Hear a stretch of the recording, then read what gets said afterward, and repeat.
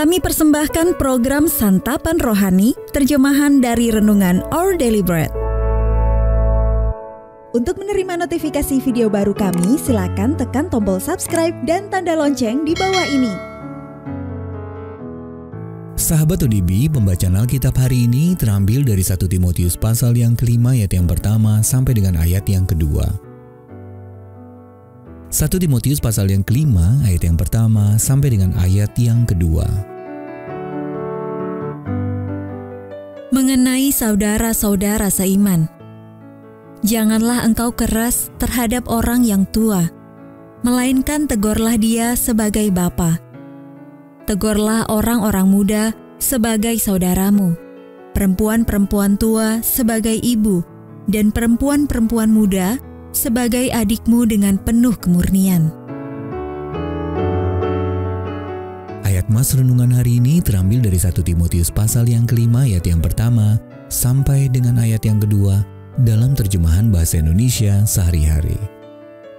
Perlakukanlah orang-orang muda sebagai saudara dan wanita-wanita tua sebagai ibu, wanita-wanita muda sebagai adik dengan sikap yang murni. Renungan hari ini berjudul Seperti Saudara, ditulis oleh Sheridan Fauzi.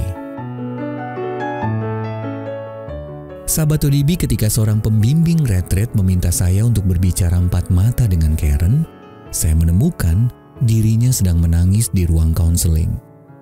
Karen berusia 42 tahun dan ingin menikah, dan seorang pria menaruh perhatian padanya. Namun pria itu adalah atasannya sendiri dan sudah beristri. Dengan saudara lelaki yang usil dan ayah yang tidak menunjukkan kasih sayang, sejak muda Karen sadar dirinya rentan terhadap rayuan pria. Pembaruan iman telah memberinya batasan-batasan baru. Tetapi kerinduannya untuk disayangi tetap ada, dan cinta yang tak dapat dia miliki menyiksa jiwanya. Setelah bercakap-cakap, saya dan Karen berdoa.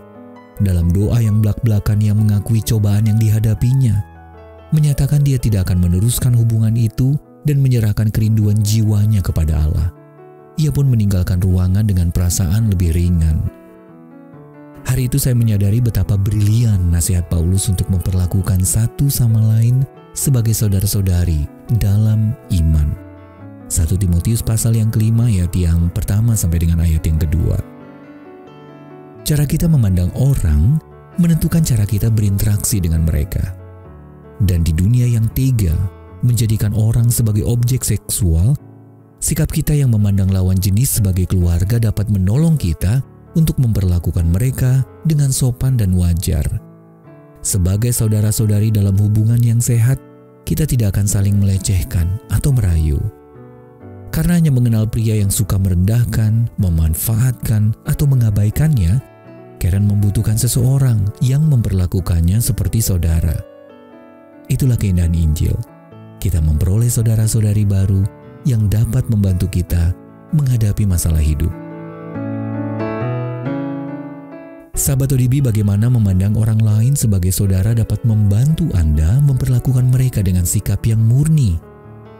Lalu bagaimana nasihat Paulus dalam membantu pria dan wanita untuk berhubungan dengan sehat? Ya Bapa, tolonglah aku memperlakukan orang lain dengan hormat dan sikap yang murni. Our Daily Bread Ministries.